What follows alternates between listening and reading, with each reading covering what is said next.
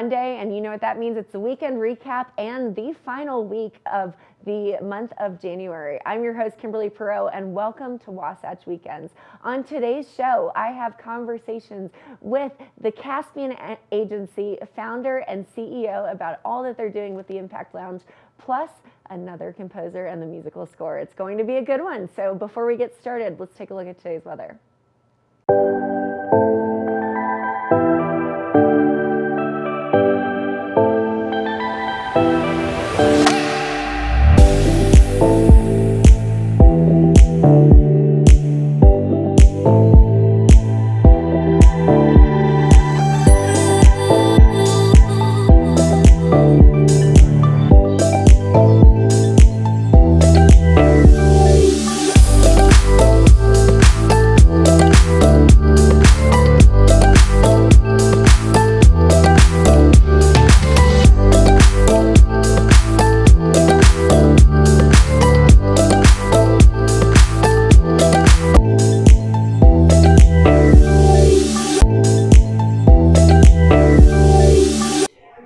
The 40th annual Sundance Film Festival, and not only do we have wonderful films, composers, actors, producers, but we have incredible agencies and events being put on as we speak. Joining me today is the founder and Utah native of the Caspian Agency, Heather Mason. Heather, how are you?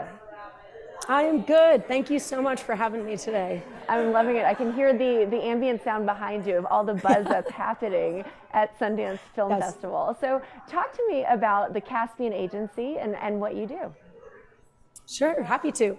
So we are a strategic agency that helps organizations, companies realize how they can use events or festivals like this to further their organizational goals. A lot of our clients are in the foundation world, but we also work with big brands. You can see some behind me. And we really see events as a tool, but also the most valuable tool you can use because you're getting people together to talk about things and either change the world or change momentum. Well, as a Utah native, I'm sure it's very exciting to be back in your state and being able to put on such an iconic festival. Talk to me about the Caspian Agency's involvement with Sundance. Sure. So we are producing the Impact Lounge at this year's Sundance. The Impact Lounge, you can see the sign behind me, is really involving a lot of our social good brands, things like Participant Media that do films about different areas and issues, and then other organizations like National Domestic Workers Alliance, Caring Across Generations, Norman Lear Media Center, and they're all looking at how do you find the intersection of where film and narrative can come together and actually change things for good in our world. So we're really about impact, positive impact, and that's what we're doing at this year's festival. That's excellent. Can you tell us a bit about some of the events that are happening at the Impact Lounge? Sure, I would love to. So we have a couple panels today. One is on artificial intelligence and how that affects narrative and storytelling, but also how it's an equalizer. I mean, a lot of people now in various countries, you don't have to be in Hollywood, you could actually create a Pixar level film, which is pretty amazing just with a computer in your pocket. Now that brings negatives as well, because where does that go with storytelling? So that's one of our panels today. We also have a panel on sustainable solutions. We have a panel on big brands and how they activate here at Sundance. And then through the week, we'll also be doing a 20-year retrospective about Participant Media's 20-year anniversary in cinema, change making. And we have a very interesting movie, Show Her the Money, that we're going to have the speakers talk about how to get more women venture capital to women funders. So those are just a couple of them. You can read our whole slate on theimpactlounge.com, lists all of our panels that are happening here. That's amazing. So you've got panels, you've got films. I know there's some fun events like burgers and beats happening as well. Yes, that's right. Oh my gosh, I can't leave that out. That's going to be huge. That is tomorrow. And we're going to have burgers, we're going to have beats, we're going to have a DJ. John Gosling is going to come and do that for us. And that's media.com right behind me that really helps repair reputations and preserve your reputation online. And so they're doing a lot of really good work. And we're going to be highlighting them through that. And we're going to be highlighting them in the lounge all week. That's excellent. Now, Heather, you've done such an interesting job. You mentioned moving throughout the world. Talk to me about the Caspian Agency and all of the big things that you've done. And you've partnered with the Rockefeller Foundation and much more. Sure. Yeah. So one of the events we did with Rockefeller is they have a center at Bellagio, Italy. So they brought together world leaders in artificial intelligence, and we helped coordinate that. We also produced the Skoll World Forum, which is hosted by the Skoll Foundation. We do that in England every year in Oxford. This will be my 19th year doing that. And we do events for the Ford Foundation. We were working with them on a gathering in Nairobi, Kenya. We've done an event in Cambodia, Phnom Penh, on it was called Ending Pandemics, which was very useful. Mm-hmm. So we've worked around the world and with large change-making organizations. And it's a blast every time. But the interesting note is I actually did start my whole career in the movie industry and at Sundance in '93, which is crazy. So it's a bit of a homecoming for you. How does it feel to be back home in the state that you grew up in? Can you tell me more?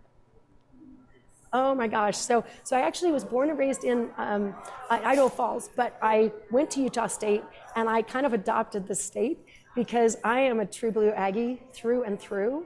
And so the volunteers in our lounge you'll see in bright gold puffy jackets are actually Utah State students. And so Utah State is actually a supporter of this as well. And I've got to give a call out to them because they are just incredible. I'm on the Alumni Association board, and to be back here and be able to give these kids the opportunity I had, which changed my life, changed the course of my life, for better or worse, it sent me to Hollywood, is a true joy. And they are just bubbly and vivacious, and we're so happy to have them. So anybody who comes here, you'll get to meet our Utah State students.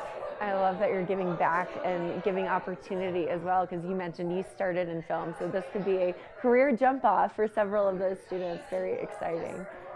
Yeah, that's what I'm hoping. I keep telling them, and I hope they don't think I'm being crazy, this could change your life. You know, it changed mine. I mean, this was where I got a job at the Cannes Film Festival and went there afterwards, and then that set me on the course to going to LA and having a ton of adventures before I started my company in 2005. Now, Heather, where can we go for more information? One, to find out about all of the involvement at Sundance, and then two, just about the Caspian Agency. Sure. So you can go to theimpactlounge.com, find out everything that's happening here. Of course, you can always go to sundance.org to find out everything about the festival. And then for Caspian, it's caspianagency.com. Caspianagency.com, and we can do logistics in any corner of the world, any type of event or conference in the world.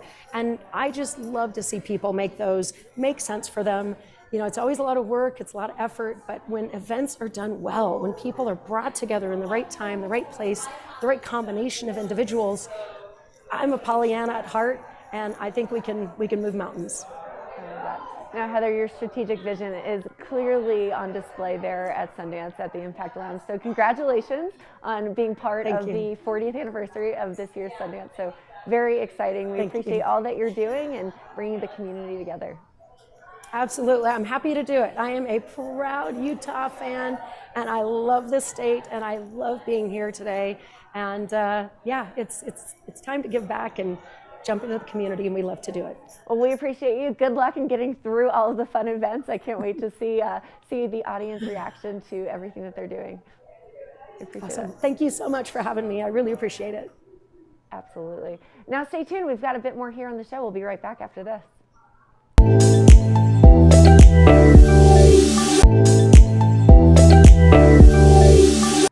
It's been such an interesting perspective of Sundance Film Festival 2024 because I've talked to so many composers about their musical scores, and joining us today is the excellent composer T. Griffin. T, how are you this morning? Hey, I'm great. Nice to talk to you. Well, congratulations. You have 2 films in the festival, and so that's very exciting things. I'm sure you've got a lot of different meetings and discussions that you've been having throughout the festival, but talk to me about your job as a composer. How did you get started? Well, yeah, so my job as a composer is, a job of collaboration. And I actually got started because I was an actor in the theater and also doing music in bands and stuff on the side. And through a weird coincidence, I was in a play for which I had also made some music. And one of the other actors' wife was a film editor, and she used some of the music that I had in this play for temp music in a movie that she was cutting.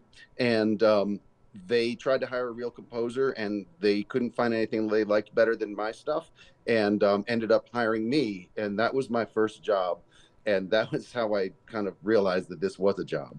Um, and that was 75 movies ago. So, Well, 75, congratulations. But that's also, it's such an interesting way to kind of say, hey, you know what, I can do this. And very exciting yes. stuff. And now you've got 2 films in Sundance this year. Talk to me about both projects. Yeah. Well, so Girls State is the sibling film for a film that premiered 4 years ago at Sundance, called Boys State. And it's about a sort of a fictional scenario. It's a documentary where basically 1,000 teenagers get together and over a week create a government. And so Jesse Moss and Amanda McBain, the directors, immerse themselves in that program, which is like one for boys, one for girls. 4 years ago, the Boys State won the grand jury prize at Sundance then, and it was obvious, I think, even from the time they were making Boys State, that they needed to make Girls State. And so this is that sort of sibling film, and I feel like they're very, very like conversant with one another. Wonderful. Now, can you tell me about your inspiration behind the musical score for Girls State? And, where did you pull from? How did you decide that this is what you wanted to work on? Yeah, well, I mean, I my inspiration for wanting to work on it was I've done probably 5 or 6 projects with Jesse and Amanda, and I just love working with them. It's always, their projects are always, no matter what the subject, there's always a tremendous amount of warmth in their treatment of the characters. I mean, the way that they, involve the people in the film. And I think it was really that sort of love they had for the characters that inspired me as much as anything else. I mean, it's teenagers, it's kind of crazy. They're all nervous, they're meeting each other and being, put into this blender for a week. And there's lots of very, very kind of dark politics in the background. So all of that colors the music, but I think that a lot of it just had to do with sort of embracing the spirit of these teenagers. It sounds like a fun film to be a part of, for sure. I'm Yes, sure the definitely. emotions, there's a wide range of emotion within the film itself. And For then your, sure. your second film, Love Machina. Tell me all about that. Well, I cannot tell you all about it, but I can tell you enough about it to make you want to see it. So, Love Machina is the story of this sort of tech entrepreneur, Martine Rothblatt, and her wife, Bina. And they have a love story that they want to continue forever. And they're also, techno utopians. And they embarked on a project in the 90s, starting in the 90s, to upload Bina's consciousness to an AI and create a robot that could be eternal. And so their project is to upload both of their consciousnesses into some sort of eternal database that then they can be put back into their robotic bodies when technology catches up to that. Oh, wow. So And they're very serious. sci-fi love story. It's a very sci-fi love story. That's really true. And they're people who have accomplished a lot of their goals. I mean, they've done a lot. Martine invented Sirius radio, so they're not crackpots. They want to work at sort of the edge of what's possible, but they've made things that people didn't think were possible in other cases. So So you have to take them how seriously. does the score for this film, I guess you could say, differ from Girls State? And I guess what was the inspiration behind it? Well, so when I started, just given the ideas in it, I was sort of imagining a very kind of like flamboyant, sort of wild score. A lot of their ideas really come from this sort of like 60s and 70s kind of hippie, techno utopian California, just wildness. And so I really wanted to kind of do a lot of that stuff. And when we got into it, I think Pete, the director, and Connor, the editor, really felt like all of that is present in the ideas and in the characters. And in a way, we need the music to focus on the sort of the humanity and the love story of it. And so we pulled a lot of the instrumentation down to more sort of all very organic instrumentation, and really tried to have the music be a through line of that took their love story really seriously. So in a way, there's a real similarity between Girls State and Love Machina in that way. I love that. Now, where can we go, or where can the audience go to view both of these films, or do you have somewhere that we can learn more about them? Yes, well, so Girls State, if you're not at the festival, I think it plays again tomorrow. But I don't believe it's available online through the festival, but it will be on Apple TV. It's an Apple original film, so it will have a wide release at some point. I think not too distant future. And Love Machina, there are not plans yet for distribution, but I'm sure there will be once it is screened for the first time today. And it's screening for today at the Prospector at 12:30. Wonderful. Well, very exciting stuff, T. Congratulations on 2 projects in Sundance this year, and can't wait to see what else you do in the future. We appreciate you. Really great to talk to you. Absolutely. Enjoy Sundance, and we'll see you next time. Thank you. Will do. Bye-bye. Now, Sundance is in full swing, and we have so much more here, so we will be right back after this quick break.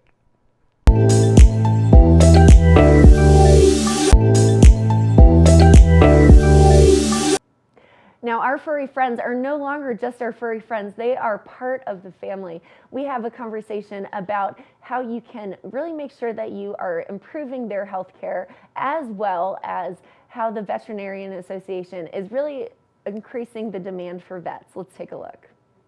And I'm excited because joining us today is the CEO of the North American Veterinary Community and the Chief Veterinary Officer. I've got Jean O'Neill and Dr. Dana Vrabel joining me. How are you both? We're great. We're doing great. Thank Thanks you. for having us. Plus some wonderful furry friends you've got there. Who do we have joining us as well? This is Rusty. He's a 2-year-old golden doodle.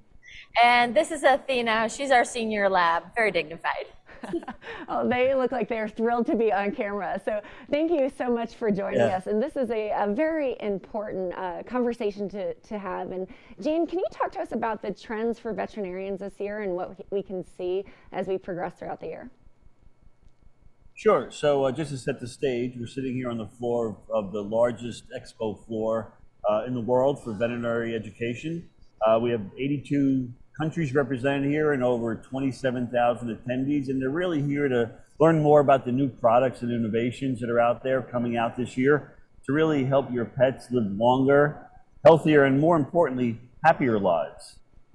What we're seeing more is a lot of technology coming out to really address the most important asset in probably the veterinary clinics and hospitals, and that's their time.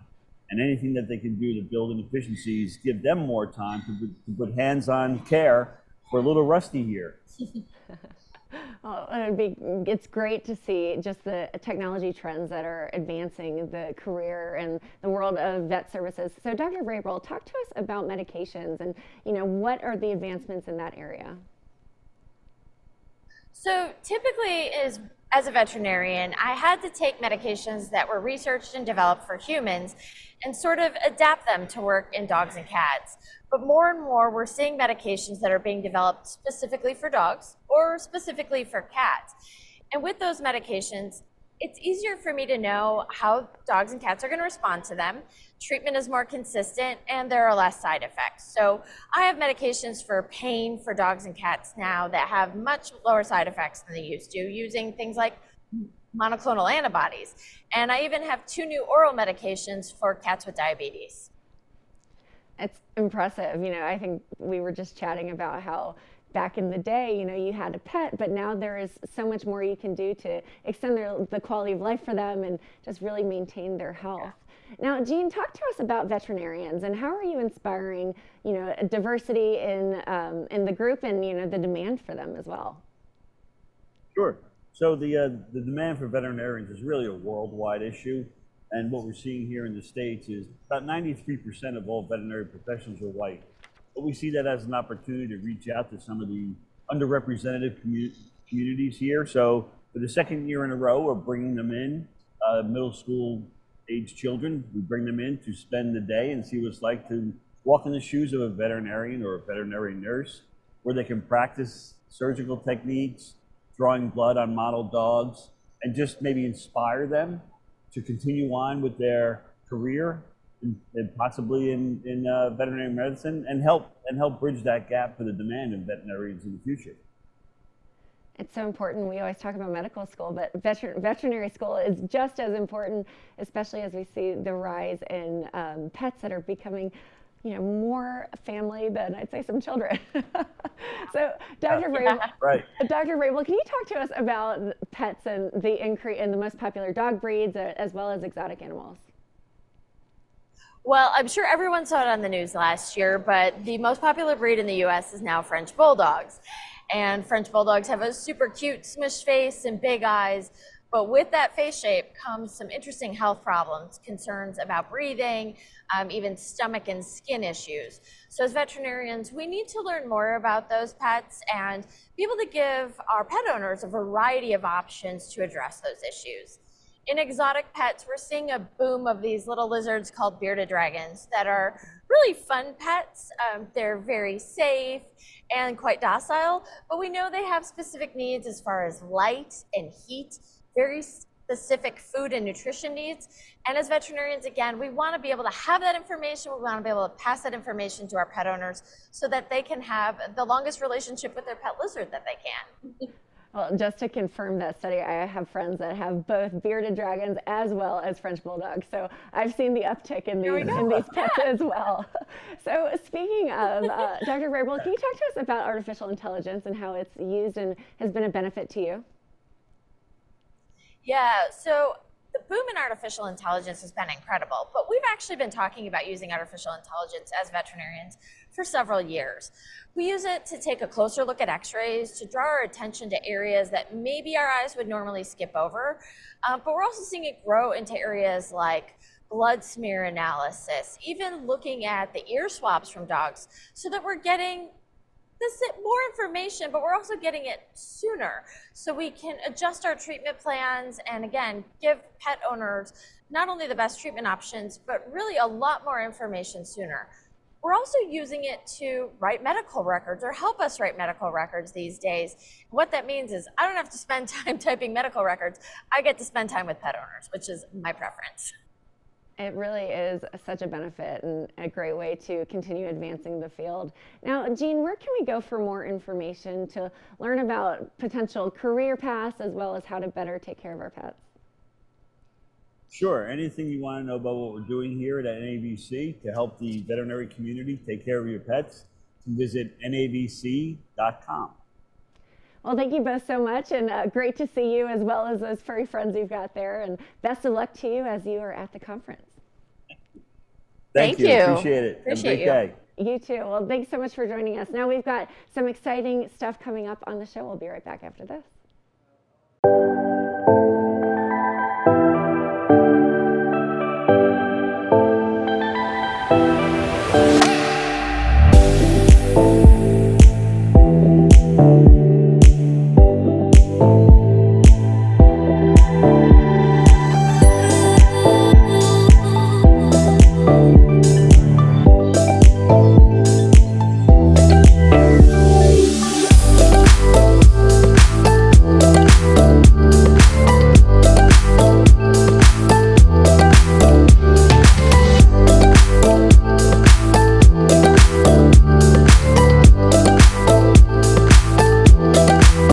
The first weekend of Sundance is officially wrapped, but there is still so much happening the rest of this week. I'm your host, Kimberly Perot. Thanks for joining Wasatch Weekends on this Monday morning, and we'll see you next time.